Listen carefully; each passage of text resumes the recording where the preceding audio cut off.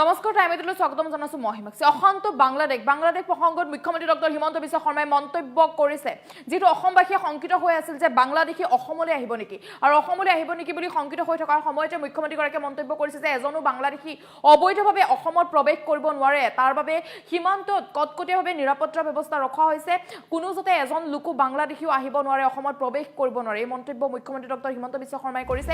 ইয়াৰ উপৰি বাংলাদেশত থকা হিন্দুক লৈ শংকিত হৈ পৰিছে মুখ্যমন্ত্ৰীগৰাকী। হিন্দুৱে হয়তো ভয়ংকৰ বিপদৰ সন্মুখীন হ'ব পাৰে বুলি মন্তব্য কৰিছে। ভাৰত চৰকাৰৰ নিৰ্দেশ অনুসৰি সীমা সুৰক্ষিত কৰি ৰখা হৈছে, মুখ্যমন্ত্ৰীগৰাকীৰ এয়া মন্তব্য।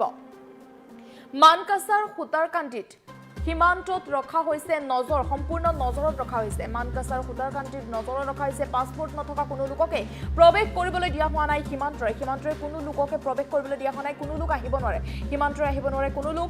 ভাৰত চৰকাৰে ধৈৰ্য আৰু সহিষ্ণুতা ৰক্ষা কৰিবলৈ দিছে, নিৰ্দেশ দিছে। ধৈৰ্য আৰু সহিষ্ণুতা ৰক্ষা কৰিবৰ বাবে নিৰ্দেশ দিছে।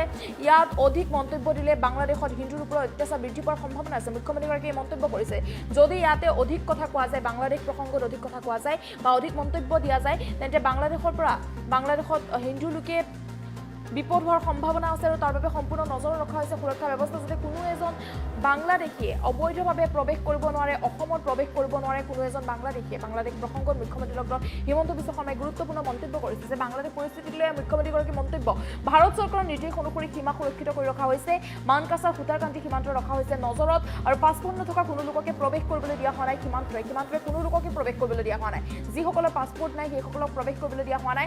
ভাৰত চৰকাৰৰ ধৈৰ্য আৰু সহিষ্ণুতা ৰক্ষা কৰিবলৈহে দিছে নিৰ্দেশ। আৰু যদি ইয়াত অধিক মন্তব্য দিয়া যায়, বাংলাদেশ প্ৰসংগত যদি অধিক মন্তব্য দিয়া যায়, তেন্তে হিন্দুৰ ওপৰত বাংলাদেশত অত্যাচাৰ বৃদ্ধি পোৱাৰ সম্ভাৱনা আছে। মুখ্যমন্ত্ৰীগৰাকীয়ে মন্তব্য কৰিছে, যদি অসমত বাংলাদেশ প্ৰসংগত অধিক মন্তব্য দিয়া যায়, তেন্তে কিন্তু হিন্দুৰ ওপৰত বাংলাদেশত অত্যাচাৰ বৃদ্ধি পোৱাৰ আশংকা আছে।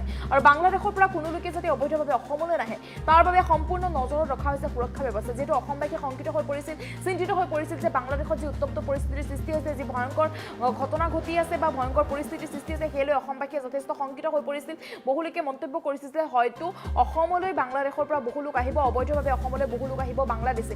সেইলৈ আচলতে অসমবাসী শংকিত হৈ পৰিছিল, চিন্তিত হৈ পৰিছিল। সেই সময়তে মুখ্যমন্ত্ৰী ডক্টৰ হিমন্ত বিশ্ব শৰ্মাই গুৰুত্বপূৰ্ণ মন্তব্য কৰিছে। বাংলাদেশী প্ৰসংগত মুখ্যমন্ত্ৰীগৰাকীয়ে গুৰুত্বপূৰ্ণ মন্তব্য কৰিছে যে কোনোৱে পাছপোৰ্ট অবিহনে আহিব নোৱাৰে অসমত, পাছপোৰ্ট নথকা লোকক অসমত প্ৰৱেশ কৰিবলৈ দিয়া হোৱা নাই। সীমান্তত ইতিমধ্যে নিৰাপত্তা ব্যৱস্থা কটকটীয়া কৰি ৰখা হৈছে নিৰাপত্তা ব্যৱস্থা। গতিকে কোনো অবৈধ বাংলাদেশী আহিব নোৱাৰে, যাৰ ভিছা নাই, যাৰ নোহোৱাকৈ আহিব নোৱাৰে, অসমত প্ৰৱেশ কৰিব নোৱাৰিব বুলি, অবৈধভাৱে অসমত বাংলাদেশী প্ৰৱেশ কৰিব নোৱাৰিব বুলি মুখ্যমন্ত্ৰীগৰাকীয়ে মন্তব্য কৰিছে। পাছপোৰ্ট নথকা লোকক প্ৰৱেশ কৰিবলৈ দিয়া হোৱা নাই বুলি মন্তব্য কৰিছে।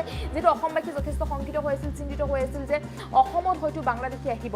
যিটো বাংলাদেশত যি উত্তপ্ত পৰিস্থিতিৰ সৃষ্টি হৈ আছে, উত্তপ্ত পৰিস্থিতিক লৈ অসমবাসীয়ে শংকিত হোৱাৰ সময়তে মুখ্যমন্ত্ৰী ডক্টৰ হিমন্ত বিশ্ব শৰ্মাই মন্তব্য কৰিছে যে চিন্তা কৰিব নালাগে, অসমবাসীয়ে চিন্তা কৰিব নালাগে, অসমবাসীয়ে শংকিত হ'ব নালাগে। বাংলাদেশী নাহে অসমত, অবৈধভাৱে কোনো লোকে প্ৰৱেশ কৰিব নোৱাৰে, বাংলাদেশৰ অসমত প্ৰৱেশ কৰিব নোৱাৰে। তাৰ বাবে কটকটীয়াভাৱে নিৰাপত্তা ব্যৱস্থা কৰি ৰখা হৈছে। কোনো লোকে যাতে আহিব নোৱাৰে, সুৰক্ষিত কৰি ৰখা হৈছে নিৰাপত্তা ব্যৱস্থা। সম্পূৰ্ণ নজৰত ৰখা হৈছে, সীমান্তত ৰখা হৈছে, সম্পূৰ্ণ নজৰ সীমান্তত দি থকা হৈছে। গতিকে কোনো অবৈধ বাংলাদেশী অসমত প্ৰৱেশ কৰিব নোৱাৰে। আৰু এই মন্তব্য দিছে মুখ্যমন্ত্ৰীগৰাকীয়ে। ইয়াৰ উপৰি তেওঁ উল্লেখ কৰিছে যে বাংলাদেশ প্ৰসংগত যদি অধিক মন্তব্য অসমত কৰি থকা যায়, অধিক মন্তব্য অসমত কৰিলে হয়তো বাংলাদেশে হিন্দুৰ ওপৰত অত্যাচাৰ বৃদ্ধি পাব পাৰে। হিন্দুৰ ওপৰত অত্যাচাৰ বৃদ্ধি পোৱাৰ আশংকা আছে। এই মন্তব্য মুখ্যমন্ত্ৰী ডক্টৰ হিমন্ত বিশ্ব শৰ্মা। মুখ্যমন্ত্ৰীগৰাকীৰ মন্তব্য আছে, মুখ্যমন্ত্ৰীগৰাকীৰ মন্তব্য আগবঢ়াইছো। ভাৰত চৰকাৰে আমাক নিৰ্দেশ দিছে যে অসম বাংলাদেশ, পশ্চিমবংগ বাংলাদেশ বা মেঘালয় বাংলাদেশ বা বহল অৰ্থত ভাৰতবৰ্ষ আৰু বাংলাদেশৰ সীমা আমি সম্পূৰ্ণ সুৰক্ষিত কৰি ৰাখিব লাগে। আৰু আজিৰ দিনত ভাৰতৰ যদি কাৰোবাৰ হাতত পাছপোৰ্ট নাথাকে, তেতিয়াহ'লে আন কোনো মানুহকে ভাৰতত প্ৰৱেশ কৰিবলৈ অনুমতি দিব নালাগে। আৰু সেইকাৰণে আমাৰ সুতাৰকান্দিয়ে হওক, মানকাছাৰতে হওক, আমি সীমা সম্পূৰ্ণৰূপে বন্ধ কৰি ৰাখিছোঁ। বাংলাদেশৰ পৰা এজন দুজন ষ্টুডেণ্ট যি অসমৰ ষ্টুডেণ্ট পঢ়িব গৈছিল, তেওঁলোক উভতি আহিছে। যদি পাছপোৰ্ট আৰু অফিচিয়েল ভিছা দেখুৱাব পাৰে, তেনেকুৱা এজন দুজন অসমত আহিছে। তাৰ বাদেদি আমি কোনো ব্যক্তিক অসমত আনিব দিব লাগে, ভাৰতক আনিব দিব লাগে, তেনেকুৱা সিদ্ধান্ত ভাৰত চৰকাৰে লোৱা নাই।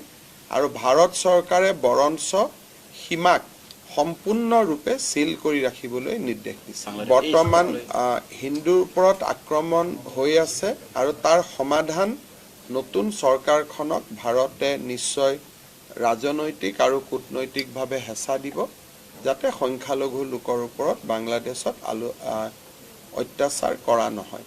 সমাধানটো এইটোৰ পৰা সমাধান নহ'ব যে 20 জন বা 30 জন মানুহক ভাৰতত আনি। সমাধান হ'ব বাংলাদেশতে তেওঁলোকক নিৰাপত্তা প্ৰদানৰ নিশ্চয়তা দি। এইটো ক্ষেত্ৰত ৰাষ্ট্ৰসংঘ আছে, UN আছে।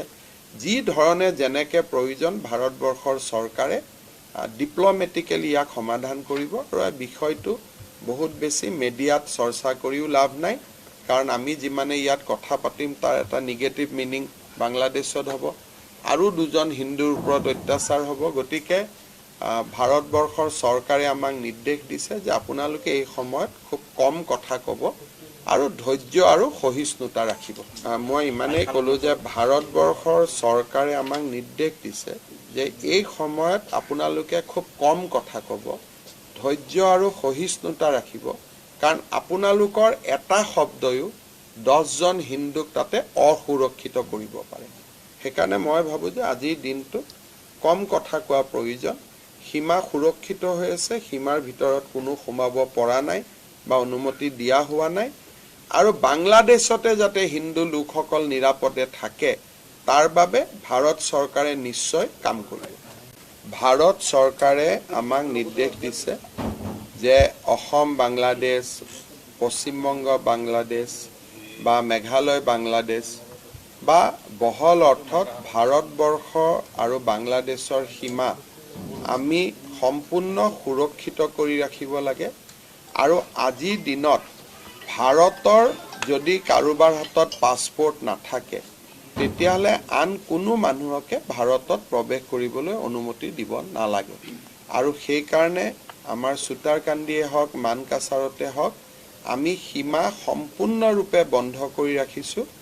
বাংলাদেশৰ পৰা 1-2জন ষ্টুডেণ্ট যি অসমৰ ষ্টুডেণ্ট পঢ়িব গৈছিল তেওঁলোক উভতি আহিছে। যদি পাছপোৰ্ট আৰু অফিচিয়েল ভিছা দেখুৱাব পাৰে তেনেকুৱা 1-2জন অসমত আহিছে। তাৰ বাদেদি আমি কোনো ব্যক্তিক অসমত আনিব দিব লাগে, ভাৰতক আনিব দিব লাগে, তেনেকুৱা সিদ্ধান্ত ভাৰত চৰকাৰে লোৱা নাই। আৰু ভাৰত চৰকাৰে বৰঞ্চ সীমাক সম্পূৰ্ণৰূপে চিল কৰি ৰাখিবলৈ নিৰ্দেশ দিছে। বৰ্তমান হিন্দুৰ ওপৰত আক্ৰমণ হৈ আছে আৰু তাৰ সমাধান নতুন চৰকাৰখনক ভাৰতে নিশ্চয় ৰাজনৈতিক আৰু কূটনৈতিকভাৱে হেঁচা দিব, যাতে সংখ্যালঘু লোকৰ ওপৰত বাংলাদেশত অত্যাচাৰ কৰা নহয়। সমাধানটো এইটোৰ পৰা সমাধান নহ'ব যে 20 জন বা 30 জন মানুহক ভাৰতত আনি। সমাধান হ'ব বাংলাদেশতে তেওঁলোকক নিৰাপত্তা প্ৰদানৰ নিশ্চয়তা দি। এইটো ক্ষেত্ৰত ৰাষ্ট্ৰসংঘ আছে, UN আছে। যি ধৰণে যেনেকৈ প্ৰয়োজন ভাৰতবৰ্ষৰ চৰকাৰে ডিপ্ল'মেটিকেলি ইয়াক সমাধান কৰিব। আৰু এই বিষয়টো বহুত বেছি মিডিয়াত চৰ্চা কৰিও লাভ নাই, কাৰণ আমি যিমানে ইয়াত কথা পাতিম তাৰ এটা নিগেটিভ মিনিং বাংলাদেশত হ'ব, আৰু 2জন হিন্দুৰ ওপৰত অত্যাচাৰ হ'ব। গতিকে ভাৰতবৰ্ষৰ চৰকাৰে আমাক নিৰ্দেশ দিছে যে আপোনালোকে এই সময়ত খুব কম কথা ক'ব আৰু ধৈৰ্য আৰু সহিষ্ণুতা ৰাখিব। মই ইমানেই ক'লোঁ যে ভাৰতবৰ্ষৰ চৰকাৰে আমাক নিৰ্দেশ দিছে যে এই সময়ত আপোনালোকে খুব কম কথা ক'ব, ধৈৰ্য আৰু সহিষ্ণুতা ৰাখিব, কাৰণ আপোনালোকৰ এটা শব্দয়ো 10জন হিন্দুক তাতে অসুৰক্ষিত কৰিব পাৰে। সেইকাৰণে মই ভাবোঁ যে আজিৰ দিনটো কম কথা কোৱা প্ৰয়োজন। সীমা সুৰক্ষিত হৈ আছে, সীমাৰ ভিতৰত কোনো সোমাব পৰা নাই বা অনুমতি দিয়া হোৱা নাই। আৰু বাংলাদেশতে যাতে হিন্দু লোকসকল নিৰাপদে থাকে তাৰ বাবে ভাৰত চৰকাৰে নিশ্চয় কাম কৰিব।